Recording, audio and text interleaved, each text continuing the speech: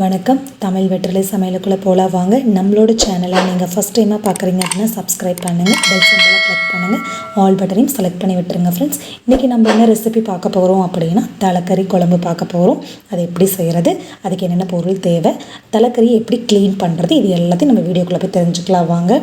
இன்றைக்கி ஒரு ஆட்டு தலை வாங்கியிருக்கோம். அது நல்லா வெட்டி கடையிலேயே சுத்தம் பண்ணி கொடுத்துட்டாங்க. இப்போ நம்ம க்ளீன் பண்ண போகிறோம். இப்போ நல்லா ஃபஸ்ட்டு தண்ணி நிரப்புற அளவு வச்சுக்கோங்க. அதுக்கப்புறம் இந்த மாதிரி ஒரு கறியாக எடுத்து நல்லா கழுவி சுத்தம் பண்ணுங்கள். அப்படி பண்ணிங்க அப்படின்னா தான் கறியில் ஏதாவது முடி ஒட்டியிருக்கும், இல்லைன்னா கொழுப்பு, அந்த கறி வெட்டையில் ரத்தம் உறைஞ்ச மாதிரி கட்டியாக இருக்கும். அது எல்லாத்தையும் நம்ம கையில் எடுத்து விட்டு பண்ணுறதுக்கு ஈஸியாக இருக்கும். ஃபஸ்ட்டு க்ளீன் பண்ணையில் ஒரு கறியை எடுத்து நல்லா சுத்தம் பண்ணிக்கோங்க. அப்புறமா நம்ம எல்லா கறியும் ஒன்று போல் போட்டு பெசரிட்டு கழுவி எடுத்துக்கலாம். ஆட்டுக்கறி உடம்புக்கு ரொம்ப நல்லதுங்க. அது இந்த குழந்த பிறந்த லேடிஸ் இருக்காங்க இல்லையா, அந்த குட்டி குழந்த இருக்கும் இல்லையா, அதுக்கு தலை நிற்கணும்னு சொல்லுவாங்க. ஒரு 3 மாதம் 4 மாதம் கிட்ட தலை நிற்கணும். அப்படி தலை நிற்காமல் நம்ம தோலில் சாத்தையில் ஒரு மாதிரி தலை ஆட்டமாக இருக்கும். அப்படி இருக்கிற குழந்தைங்க தாய்மார்கள் இந்த மாதிரி கறி சமைச்சு கொடுத்தாங்க அப்படின்னா இதை சாப்பிட்டுட்டு அவங்க மதர் மில்க் தாய்ப்பால் கொடுக்கையில் அந்த குழந்தைங்க குடிச்சிது அப்படின்னா அவங்க தலை அப்படியே நின்றுன்னு சொல்லுவாங்கங்க. ஸோ அதனால் குழந்த பிறந்த லேடிஸ்க்கு ரொம்ப இம்பார்ட்டன்ஸ், தலைக்கறி கொடுத்தா ரொம்ப நல்லது. அவங்களோட குழந்தையோட தலையும் நல்லா நின்றுக்கும். ஸோ இந்த ஹெல்த்தியான தலைக்கறியை நம்ம உணவில் சேர்த்துக்கிறது ரொம்ப நல்லது. இப்போ எல்லாம் நல்லா சுத்தம் பண்ணி கழுவியாச்சு. ஃபைனலாக நம்ம மஞ்சள் தூளும் உப்பும் சேர்த்து நல்லா கலந்து விட்டுடலாம். இந்த போல் கையில் நல்லா பெசரிட்டு கழுவிக்கலாம்.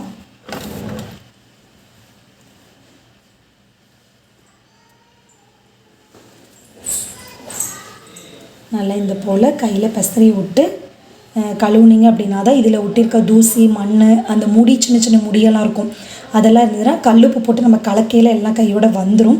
ஸோ அதுக்காக தான் இந்த மாதிரி. அதுவும் இல்லாமல் மெயினாக கவுச்சி ஸ்மெல் போயிடும். அதுக்காக தான் நம்ம மஞ்சள் தூள் உப்பு சேர்ந்த மாதிரி போட்டு கழுவுறோம். அவ்வளோதான். இப்போ எல்லாம் நல்லா க்ளீன் பண்ணியாச்சு.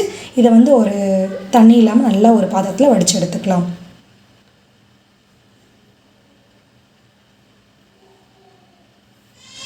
அவ்வளோதான். இப்போ எல்லா கறியும் உள்ளே எடுத்தாச்சு. தண்ணி இல்லாமல் எல்லாத்தையும் எடுத்து உள்ளே சேர்த்துக்கோங்க. சேர்த்ததை நம்ம குக்கரில் வேக வைக்க போகிறோம். அப்படியே டேரெக்டாக நம்ம தாளிச்சு விட்டு வேக வைக்கல, அதுக்கு கொஞ்சம் டைம் எடுக்கும். ஸோ அது இல்லாமல் நம்ம குக்கரில் வச்சோம் அப்படின்னா நமக்கு குழந்தைங்க சாப்பிட்றதுக்கு நல்ல கறி பஞ்சு போல் நல்லா வெந்திருக்கும்.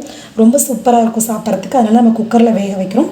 உங்களுக்கு குக்கரில் வேக வைக்க விருப்பம் இல்லை அப்படின்னா நீங்கள் டேரெக்டாக தாளித்து விட்டுட்டு அதில் கொஞ்சம் தண்ணி அதிகமாக சேர்த்து வேக வச்சுக்கோங்க. அதுக்கப்புறம் நீங்கள் மற்ற பொருட்களை சேர்த்துக்கலாம். இப்போது கறியில் தண்ணி சேர்த்தாச்சு.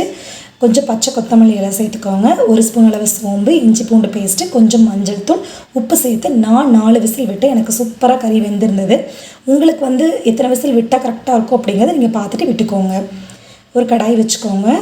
கொஞ்சம் எண்ணெய், ஒரு 2 ஸ்டார் பூவோட பெடல் சேர்த்துக்கோங்க, 3 கிராம்பு, 2 துண்டு பட்டை, 1 ஸ்பூன் சோம்பு, 1/2 ஸ்பூன் சீரகம், 1/2 ஸ்பூன் மிளகு சேர்த்துக்கோங்க. ஒரு 20 சின்ன வெங்காயம் போல் சேர்த்துக்கோங்க. கொஞ்சம் கருவேப்பிலை. இது இப்போ எல்லாத்தையும் மிதமான தீயில் வச்சு நல்லா ரோஸ்ட் பண்ணி எடுத்துக்கலாம். கொஞ்சம் வெங்காயத்தோட கலர் மாறி வரட்டும், அது வரைக்கும் நல்லா வணக்கி விட்டுடலாம். நம்ம கொஞ்சம் கொத்தமல்லி இலை சேர்த்துக்கோங்க. அவ்வளோதான். இப்போ எல்லாம் நல்லா பரட்டி விட்டாச்சு. இப்போ வெங்காயமும் வணங்கிருச்சு. இப்போ அடுப்பு ஆஃப் பண்ணிடுங்க. 1/4 மூடி அளவு துருவன தேங்காய் இதை தனியாக எடுத்து வச்சுக்கோங்க. அது அப்படியே இருக்கட்டும். நான் இரும்பு சட்டி யூஸ் பண்ணியிருக்கேன். உங்கள்கிட்ட என்ன பாத்திரம் இருக்கோ அதை வச்சுக்கோங்க. எண்ணெய், கடுகு சேர்த்துக்கோங்க. கடுகு வெடிச்சிருச்சு. கொஞ்சம் கல்பாசி, ஒரு 2 துண்டு போல் பட்டை, கொஞ்சம் கருவேப்பிலை, ஒரு பச்சை மிளகா கீறினது, 1/2 ஸ்பூன் அளவு சோம்பு. பச்சை மிளகா காரமாக இருந்தது, ஸோ அதனால் நான் லைட்டாக கீறி போட்டிருக்கேன். உங்களுக்கு எப்படி விருப்பமாக இருக்கோ அந்த மாதிரி நீங்கள் செஞ்சுக்கோங்க. ஒரு பெரிய வெங்காயம் நல்லா பொடுசாக கட் பண்ணது உள்ளே சேர்த்துக்கலாம். இப்போ அதை லைட்டாக எண்ணெயில் பரட்டி விட்டுடலாம். அடுப்பை நீங்கள் அதிகப்படுத்திடக்கூடாது, மிதமான தீயிலே வச்சுக்கோங்க. 2 டீஸ்பூன் அளவு இஞ்சி பூண்டு பேஸ்ட்டு சேர்த்துக்கலாம். இதையே இப்போ நல்லா கலந்து விட்டுறலாம். கலந்ததுக்கப்புறமா ஒரு தக்காளி நல்லா பொடுசாக கட் பண்ணது உள்ளே சேர்த்துக்கோங்க. அதையும் நல்லா கலந்து விட்டாச்சு. இப்போ 1/2 ஸ்பூன் அளவுக்கு மஞ்சள் தூள், குழம்புக்கு தேவையான உப்பு சேர்த்துக்கோங்க. நம்ம ஆல்ரெடி கறி வேகல உப்பு போட்டிருக்கோம், ஸோ உப்பு பார்த்துட்டு போட்டுக்கோங்க. நான் குழம்பு மிளகாத்தூள் என்னோட காரத்துக்கு தகுந்த மாதிரி 3 ஸ்பூன் அளவு எடுத்திருக்கேன். உங்கள் காரத்துக்கு தகுந்த மாதிரி உங்கள் குழம்பு மிளகாத்தூள் போட்டுக்கோங்க. குழம்பு மிளகாத்தூள் இல்லை அப்படின்னா தனி மிளகாத்தூள், கொத்தமல்லி தூள் இருக்குது இல்லைங்களா, அது 2ஐயும் சேர்த்து கலந்துக்கோங்க. இது அப்படியே நம்ம அடுப்பு கம்மியில் வச்சுட்டு குக்கர் ஓப்பன் பண்ணி பார்க்கலாம். கறி நல்லா சூப்பராக வெந்துருச்சு. அந்த கறி வெந்த தண்ணியை தான் நம்ம உள்ளே சேர்த்துக்க போகிறோம். சேர்த்துட்டு லைட்டாக ஒரு பரட்டி விட்டு ஒரு அரை நிமிஷம் போல் மூடி போட்டு வச்சிடலாம். கொஞ்சம் திக்கானதுக்கப்புறமா நம்ம வெந்த கறியை உள்ளே சேர்த்துக்கலாம். நல்ல கறி வெந்துருச்சு. அதனால் மசாலாவில் லைட்டாக பரட்டினதுக்கப்புறமாவே